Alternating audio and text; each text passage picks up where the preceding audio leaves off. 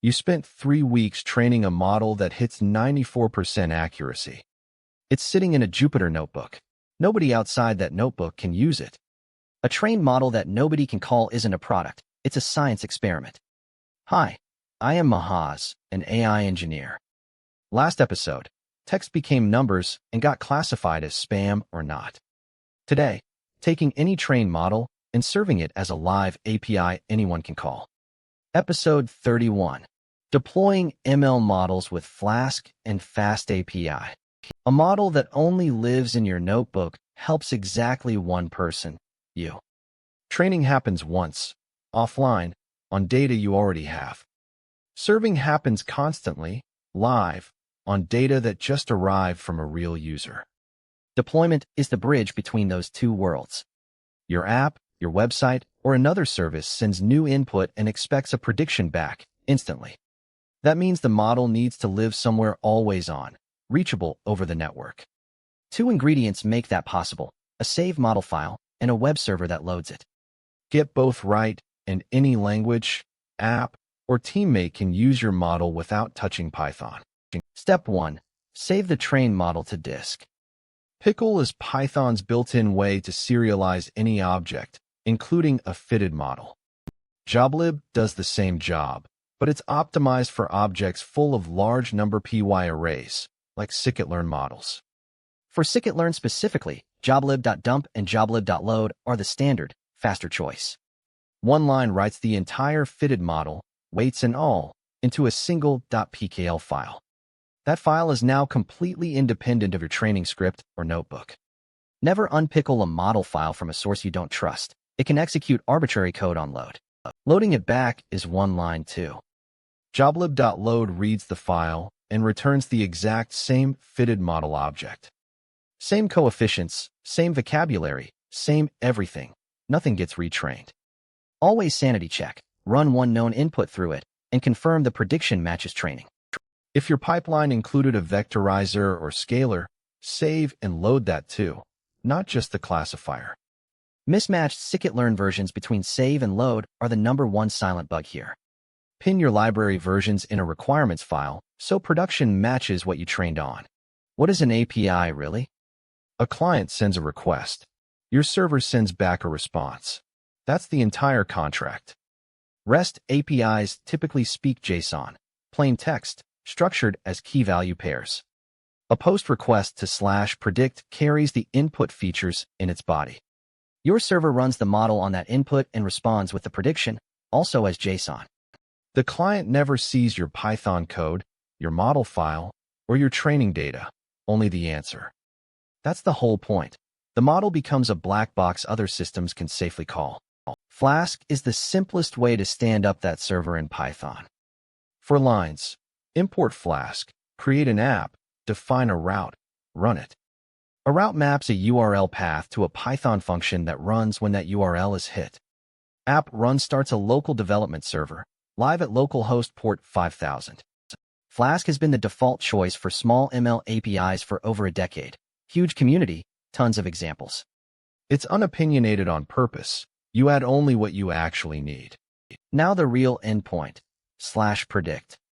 Load the joblib model once, at startup, never inside the route function.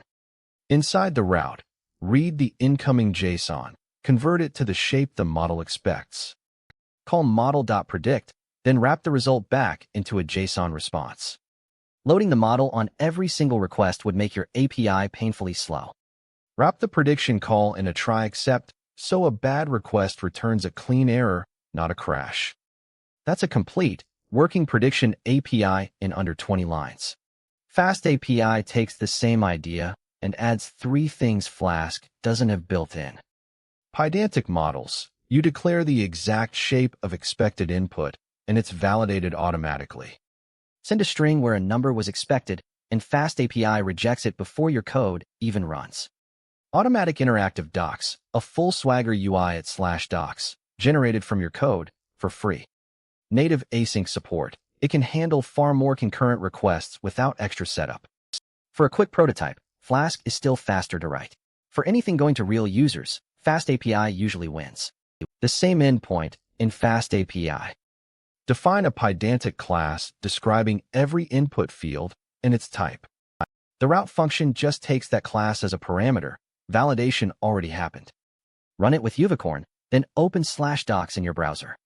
You get a live form generated automatically to test/predict without writing a single client. Send a real request there, and you'll see your model's actual prediction come back in real time. Put it all together, and this is the entire deployment. Train once offline. Joblib.dump the model. In a separate file, joblib.load at startup, one pydantic class, one predict route. Unicorn main, app, reload, and your model is live on the network. Any app, in any language, can now post to that endpoint and get a prediction back.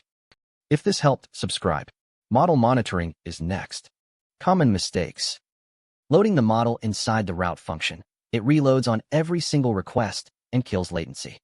Trusting client input with zero validation. Malformed data will eventually crash your server.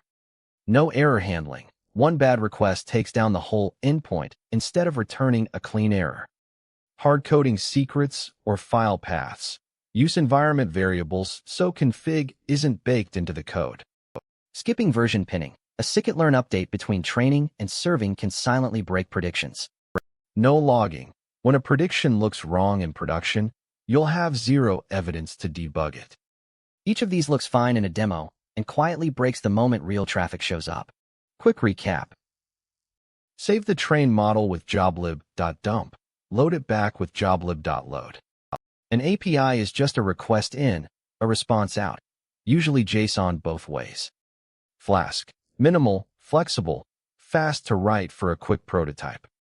FastAPI. Built-in validation, automatic docs, async by default, the safer default for production. Load the model once at startup. Validate every input, and never trust the client blindly. That's the full path from train model to something the real world can actually call. Episode 32, Model Monitoring and Data Drift. Your model is live, but why do deployed models quietly get worse over time? Data drift, concept drift, and simple checks that catch it early. Subscribe so you do not miss it. Challenge task. Serve any train model as a live API. Save it with joblib. Build a FastAPI/predict endpoint and test it in the Swagger docs. Add one validation rule that rejects a bad request cleanly. Solution in the repo. Post a screenshot of your working /docs page in the comments. A model in a notebook helps one person.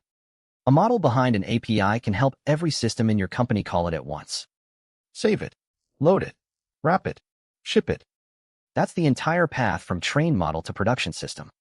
Episode 32, Model Monitoring and Data Drift, drops next. Subscribe. What have you deployed or tried to deploy? Tell me in the comments. See you in the next one.